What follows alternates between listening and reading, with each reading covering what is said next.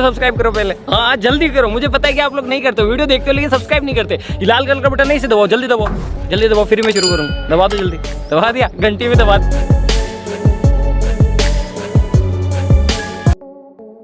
Guys कैसे हैं आप सभी लोग, उम्मीद करता हूँ सब ठीक ठाक होंगे। तो आज हम करने वाले हैं कोका वर्सेस बेकिंग सोडा।